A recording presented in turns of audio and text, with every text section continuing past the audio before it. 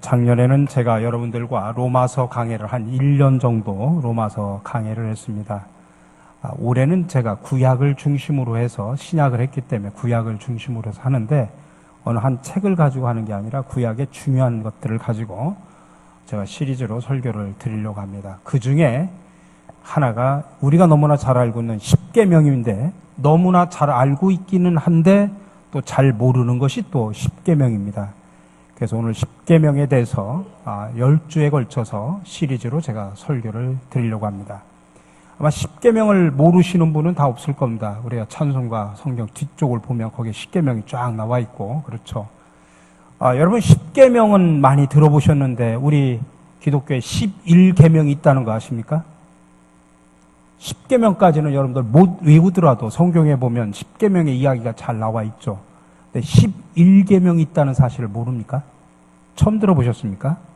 11계명은 들키지 말라는 것입니다. 앞에 모든 것 다 못 지키더라도 들키지만 않으면 된다는 얘기가 11계명입니다. 여러분 들키지 않을 재주 있습니까? 그러면 들키지 않도록 해보십시오. 하나님은 눈동자처럼 여러분들을 쳐다보고 계십니다. 어쨌든 십계명은 성경에 보면 2번 나옵니다. 출애굽기 20장에 나오고 신명기 5장에 나옵니다. 구약에는 많은 법들이 나오죠.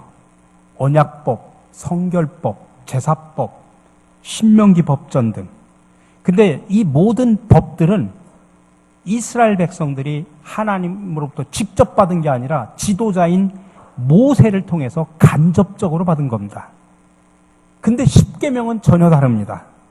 하나님이 이스라엘 백성들에게 직접 말씀하신 유일한 법입니다. 오늘 1절입니다. 하나님이 이 모든 말씀으로 말씀하여 이르시되. 그러므로 십계명은 구약의 모든 법을 능가하는 아주 중요한 위치를 차지합니다. 십계명은 구약의 율법들을 집약하고 대표하는 법입니다. 그리고 나머지 율법들은 그 십계명을 해석하는 역할을 맡고 있습니다. 그런데 십계명에서 가장 눈여겨보아야 할 대목은 본격적으로 이 10가지 계명을 언급하기 직전에 나오는 구절입니다. 그게 바로 오늘 2절의 말씀입니다. 나는 너를 애굽 땅 종 되었던 집에서 인도하여 낸 내 하나님 여호와로다. 이것을 우리가 십계명 선이라고도 말을 하는데 하나님께서 이스라엘 백성을 이미 애굽 땅에서 구원하셨습니다. 그리고 난 이후에 이스라엘 백성들에게 계명을 주셨다는 말을 담고 있습니다.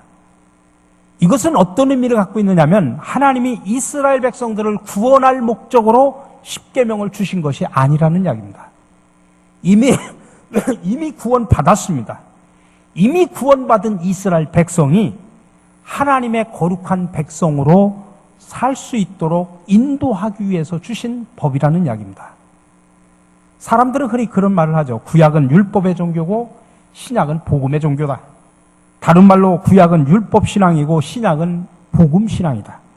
그래서 구약에서는 율법을 잘 지켜야 구원을 받고 신약에서는 복음을 잘 믿어야 구원받는다고 생각을 합니다. 근데 성경 어디에서도 그런 말은 없습니다. 이건 잘못된 생각입니다. 이스라엘 백성이 구원받은 것은 율법을 잘 지켰기 때문에 구원받은 것이 아니라 순전히 하나님의 은혜 덕분입니다. 그렇다면 구약의 종교도 은혜의 종교라 이렇게 말할 수 있습니다. 그러니 율법은 구원을 얻기 위한 방편으로 그런 구원법이 아니라 하나님의 백성으로 거룩한 백성으로 살아가기 위한 성민법이다 이렇게 말을 할 수 있습니다. 그렇습니다. 하나님께서 이스라엘 백성들에게 계명을 주신 이유는 구원받은 백성으로서 마땅히 행할 태도와 행실이 이런 것이다. 그것을 알려주기 위함입니다. 그러므로 율법의 핵심인 십계명도 이 구원의 조건도 또 인간을 자유를 올가매는 그런 올가미도 절대 아닙니다. 율법은 철저하게 하나님의 선물이고 하나님의 은혜입니다. 하나님의 자녀로서 살아가도록 이끌어주는 사랑과 은혜의 표현입니다. 우리가 그런 말을 합니다. 구약에서 율법은 하나님과의 관계를 유지하기 위한 최소한의 울타리다. 그러니 이 율법은 구약에서는 관계 유지를 위한 역할을 했습니다. 근데 신약에 와서는 그 역할이 달라졌습니다. 신약에서의 율법은 하나님과의 그 관계가 깨어졌다라고 하는 것을 알려주고 우리의 죄를 깨닫게 하는 역할을 합니다. 그래서 바울은 로마서 3장 20절에서 이렇게 말합니다. 그러므로 율법의 행위로 그의 앞에 의롭다 하심을 얻을 육체가 없나니 율법으로는 죄를 깨달음이라. 우리가 율법이 없었다고 하면 내가 어떤 죄를 짓고 살고 있는지 전혀 알 수가 없었습니다. 근데 그 율법 때문에 내가 이런 죄를 졌구나라는 것을 깨닫게 하는 겁니다. 그렇지만 이것이 율법의 최종 역할은 아닙니다. 율법이 담당할 새로운 역할이 있기 때문입니다. 우리가 예수를 믿고 구원받은 하나님의 자녀들에게 율법은 이제 새로운 의미를 갖게 되는데 그것은 바로 구원받은 자녀들을 거룩한 하나님의 백성으로 살아가는 길, 그것을 우리가 성화라고 표현하는데 그 성화의 길로 안내를 해주는 역할을 합니다. 그래서 어떤 학자는 이것을 율법의 제3 적용이라고 표현합니다. 그래서 지금까지 말한 이야기를 핵심적으로 표현하면 율법의 역할은 세 가지를 갖고 있는데 첫 번째로는 율법은 하나님의 은혜 선물이다. 그리고 두 번째로 그 율법을 통해서 우리는 죄를 깨닫게 된다.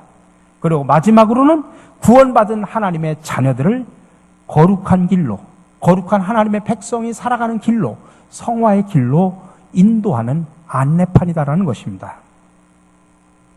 우리 기독교의 구원론은 하나님의 은혜로 우리가 먼저 구원받고 또 이제는 구원받은 자로서 하나님의 통치를 받는 삶을 산다고 하는 것이 기독교의 구원론의 핵심입니다.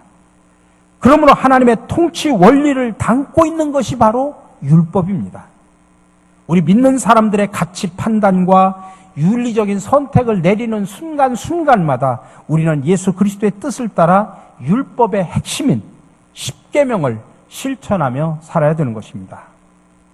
오늘도 율법의 구약의 많은 계명들은 지금을 살아가고 있는 오늘 우리들에게 남아있는 죄악의 습관들을 다 끊어버리라 그렇게 말하고 있습니다. 너희들이 불순종해서 돌이켜서 하나님의 말씀에 순종하라 그렇게 지금도 명령하고 계십니다. 근데 여러분 이런 하나님의 계명들이 좀 아직 불편하십니까?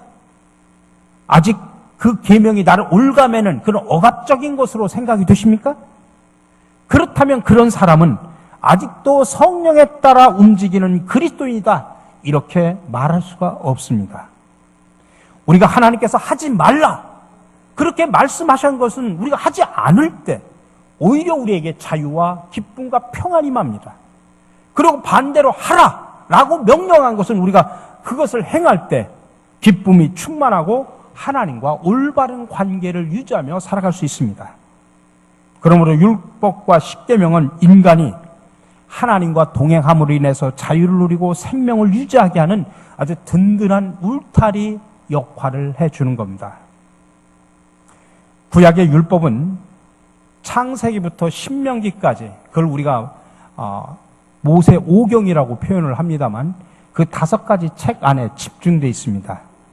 율법서라고 하는 이 책 속에 담겨있는 율법이 몇 가지냐면 613가지입니다. 그 가운데 248가지 계명은 무엇을 하지 말라라고 하는 부정명령입니다. 그러나 365가지의 계명은 뭘 하라라고 하는 긍정명령입니다.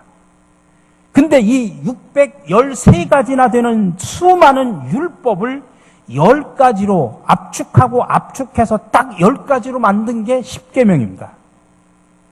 근데 그 십계명을 또 예수님은 또 더 압축하고 압축해가지고 2가지로 만들었는데 바로 그게 하나님 사랑과 이웃 사랑입니다. 이것을 사랑의 이중계명이라고 표현합니다. 근데 바울은 또 거기에서 더 압축을 해가지고 하나로 만들었는데 그게 바로 이웃 사랑으로 집약을 했습니다. 로마서 13장 8절에 보니까 피차 사랑의 빚 외에는 아무에게든지 아무 빚도 지지 말라. 남을 사랑하는 자는 율법을 다 이루었느니라. 로마서 5장 14절에서 또 바울은 이야기합니다. 온 율법은 내 이웃 사랑하기를 내 자신같이 하라 하신 말씀에서 이루어졌나니 결국 율법의 핵심이 이웃 사랑이라고 하는 것입니다. 진정으로 이웃을 사랑할 수 있는 사람이 하나님을 사랑한다는 이야기입니다. 눈에 보이는 이웃도 사랑하지 못하는 사람이 어떻게 보이지 않는 하나님을 사랑할 수 있느냐? 그러니까 무게를 이웃 사랑에다가 둔 거라 이 말씀입니다. 그래서 예수님께서도 이 말씀을 하셨습니다. 요한복음 13장 34절 이하에 보면 새 계명을 너희에게 주노니 서로 사랑하라. 내가 너희를 사랑한 것 같이 너희도 서로 사랑하라. 너희가 사랑하면 이로써 모든 사람이 너희가 내 제자인 줄 알리라. 여러분, 우리는 주님의 제자라고 고백합니다. 제자가 되기를 원합니다. 그러면 사랑하라는 이야기입니다. 서로 사랑하면 사람들이 주님의 제자구나 알 수 있다는 것입니다. 그래서 알버트 슈바이처는 아주 유명한 이야기를 했습니다. 기독교의 최대 이단은 가르침과 교류의 오류가 아니라 사랑하지 않는 것이다. 그게 바로 기독교의 최고의 이단이다 이 말씀이에요. 사랑하지 않는 것. 그러니 여러분, 십계명의 근본 원리도, 기독교의 근본 원리도 이웃 사랑이라는 것입니다. 우리 사랑하는 성도 여러분, 시편 1편에서 시인은 노래합니다. 복 있는 사람은 오직 여호와의 율법을 즐거워하여 그 율법을 주야로 묵상한다. 2018년 우리 모든 성도들은 다 복 있는 사람들이 되시기를 간절히 축원합니다. 그래서 제가 여러분들 그렇게 복 있는 사람이 되십시오 라고 강조하기 위해서 말씀을 읽으십시오. 하루에 3끼 밥 먹듯이 하루에 4장도 못 읽습니까? 그렇게 제가 강조를 하는 겁니다. 왜요? 복 있는 사람이 되게 하기 위해서. 여러분, 복 받기를 다 원하시지 않습니까? 그러면 율법을 즐거워하여 그 율법을 주야로 읽고 묵상하시기 바랍니다. 하나님이 은혜로 주신 그 율법을 늘 묵상하고 이를 마음에 새기고 율법에 익숙한 삶으로 변화되는 은혜가, 그래서 복된 삶을 살아가는 저와 여러분들이 되시기를 주님의 이름으로 간절히 축원합니다. 자, 그러면 구체적으로 1계명으로 들어가겠습니다. 10가지 계명 가운데 첫 번째 계명이 뭐냐면 너는 나 외에 다른 신들을 내게 두지 말라, 이 말입니다. 부정명령으로 만들었죠. 이 계명에서 나 외에라는 이 말을 원어로 보면 알파님이라고 표현합니다. 히브리어로. 근데 알이라는 뜻은 무슨 말이냐면 영어로 before, 앞에라는 뜻이에요. 파님이라는 뜻은 뭐냐면 얼굴이라는 뜻이에요. 그러니까 이 말은 내 얼굴 앞에서라는 뜻입니다. 그러니까 이 문장을 전체를 직역을 하면 이렇게 말할 수 있습니다. 너는 내 얼굴 앞에서 다른 신들을 두지 말라. 너와 나 사이에 다른 신들이 끼어들어서는 안 된다. 최소한 너만큼은 내 앞에서 나 외에 다른 신들을 두지 말아야 된다. 이렇게 말할 수 있습니다. 이 말씀은 다른 신들의 존재나 능력을 부정하는 것이 아닙니다. 다른 신들의 존재 여부와 상관없이, 다른 신들이 있든지 없든지 그거하고 아무 관계없이 이스라엘 민족은, 그리고 우리 믿는 그리스도인들은 여호와 하나님만을 섬겨야 한다, 그 말입니다.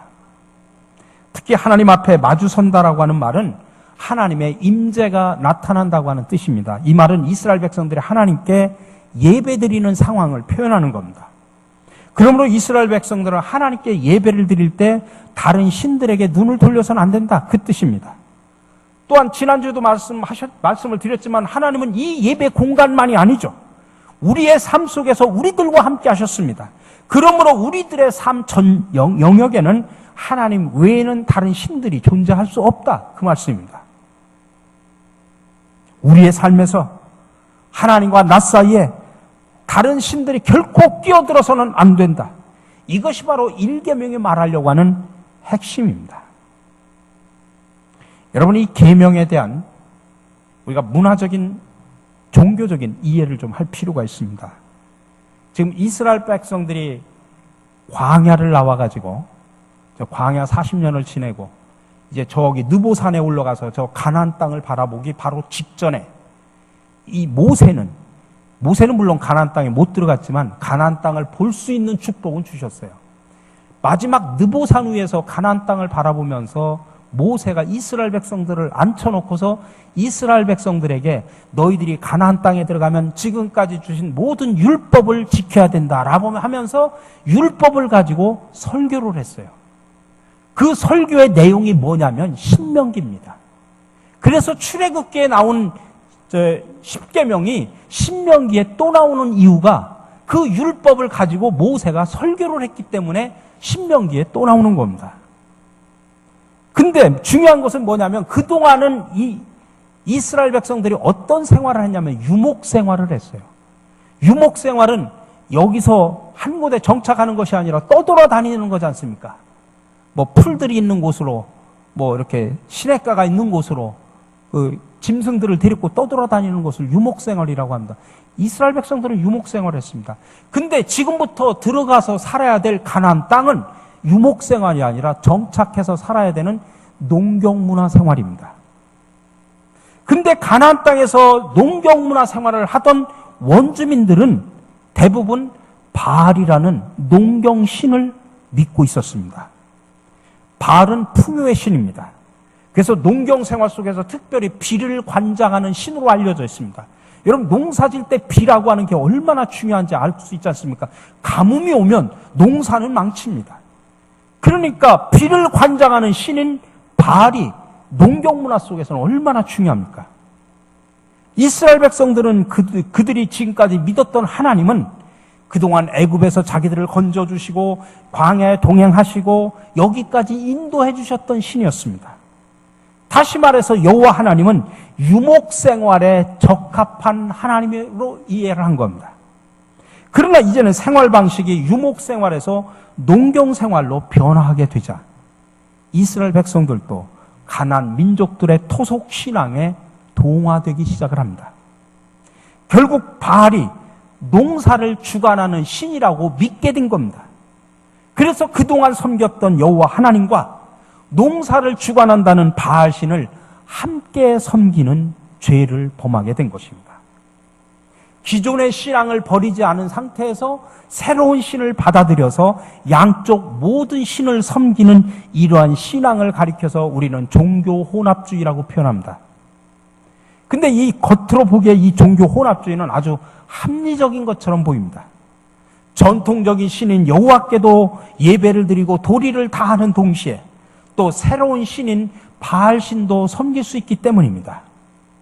그래서 이 종교 혼합주의는 삶의 풍요와 안정을 주는 것처럼 보였습니다. 그래서 이 시기에 이스라엘 백성은 대부분 여호와 하나님과 바알을 동시에 섬기게 되었다는 이야기입니다. 그런데 이런 이스라엘 백성의 신앙의 형태는 하나님 보시기에 악한 행동이었습니다. 그래서 선지자 엘리야는 이스라엘의 이런 악행의 모습을 언급하며 그들의 죄악을 지적을 날카롭게 합니다. 열왕기상 18장 21절에 보면 엘리야가 이스라엘 백성들에게 이렇게 말합니다. 엘리야가 모든 백성에게 가까이 나가 이르되 너희가 어느 때까지 둘 사이에서 머뭇머뭇하려느냐. 여호와가 만일 하나님이면 그를 따르고 바알이 만일 하나님이면 그를 따를지니라. 그렇게 말하니까 백성들이 한마디도 대답을 하지 못했다고 오늘 열왕기상에서 말하고 있습니다. 하나님이 만일, 여호와 하나님이 만일 참신이면 그를 따르고 바알이 참신이라면 바알을 따라라. 왜 둘 사이에 머뭇거리느냐? 결단하라 말하는 것입니다. 엘리야는 좋은 게 좋은 것이다라는 그런 생각으로 여러 신들을 동시에 섬기는 이스라엘의 악행에 대해서 침묵하지 않고 그것이 죄라고 단호하게 이야기를 한 것입니다. 근데 이스라엘 백성들은 불행하게도 듣지 않았다라고 표현합니다. 둘 중에 어느 하나를 선택하자니 다른 한쪽을 포기할 때 생기는 손실이 너무 커 보였기 때문에 그렇습니다. 결국 그들은 양쪽 모두를 섬기기로 하고 하나님의 첫 번째 계명인 1계명을 어기고 말았습니다. 여러분, 하버드 대학의 종교사회학 교수를 지냈던 하비 콕스라는 분이 계십니다. 이분이 쓴 책이 세속도시로부터 여러 가지 책들이 많이 우리나라에 번역이 됐는데 이분이 이런 말을 했습니다. 지난 20세기는 이데올로기로 갈등을 빚는 시대였습니다. 공산주의와 민주주의, 사회주의와 자본주의가 세계를 지배했습니다. 이제 21세기의 기준은 오직 돈, 즉 경제가 될 것입니다. 경제적인 이익이 생기면 과거의 적군도 우군이 되고 경제적인 이익이 생기지 않으면 현재 우군도 적이 될 것입니다. 그렇게 21세기는 여호와 하나님과 시장 신이 대결하는 시대가 될 것입니다. 경제를 최우선의 가치로 보는 시장의 신이 바로 21세기의 바알입니다. 바알 신앙은 인간에게 물질의 풍요를 약속하는 신앙입니다. 여러분, 그의 예언이 적중이라도 하듯이 경제적인 이득을 위해서 많은 국가 간의 전쟁이 일어나지 않습니까? 몇 년 전에 미국이 이라크를 침공했죠. 그 이면에는 석유 자원 확보라고 하는 경제적인 목적이 있었다는 걸 다 알고 있지 않습니까? 한 나라의 경제적인 이득 때문에 전쟁이 일어나서 수만 명, 수십만 명이 죄 없는 생명들이 희생을 당합니다. 지금도 21세기의 바알은 물질을 가지고 사람들을 유혹합니다. 돈은 세계 질서를 움직이는 핵심적인 가치가 되었습니다. 바알 신앙은 모든 가치보다도 돈이 우선이기 때문입니다. 그렇지만 여호와 신앙은 영적인 것, 정신적인 가치가 그런 돈과 물질과 경제보다 더 중요한 가치라고 말하는 것입니다. 자, 그렇다면 지금까지 여러분은 여호와의 신앙과 바알의 신앙 중 무엇을 추구하면서 여기까지 살아오셨습니까? 아니, 이스라엘 백성처럼 하나님도 섬기고 바알도 섬기는 종교 혼합주의적인 그런 신앙을 가지고 살아오질 않았습니까?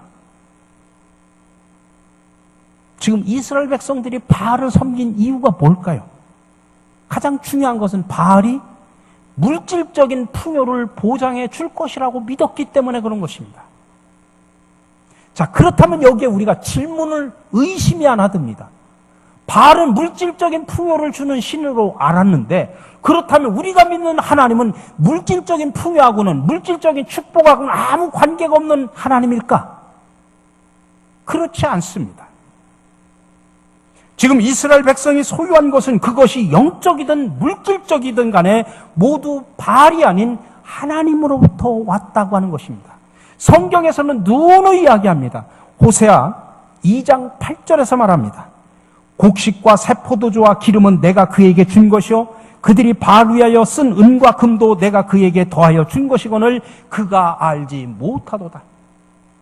다시 말하면 이 곡식과 새 포도주와 기름, 이 모든 물질의 축복은 하나님께서 이스라엘 백성들에게 준 것이고, 니들이 바알을 위해서 헌금하고 그렇게 드린 그 은과 금도 하나님께서 이스라엘 백성들에게 준 것이거늘 이스라엘 백성들이 그것을 모르는도다라고 지금 이야기하는 겁니다.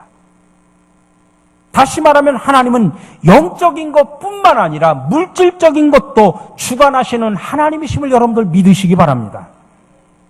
근데 중요한 것은 순서입니다. 예수님께서 말씀하셨습니다. 제자들에게 물질이 먼저가 아니라 하나님의 나라와 의를 먼저 구하라고 말씀하셨습니다. 그리하면 이 모든 것을 너희에게 더하여 주시리라. 마태복음 6장 33절입니다. 그런즉 너희는 먼저 그의 나라와 의를 구하라. 그리하면 이 모든 것을 너희에게 더하시리라. 여러분, 분명히 아셔야 됩니다. 우리가 먼저 추구해야 될 것은 물질이 결코 아닙니다.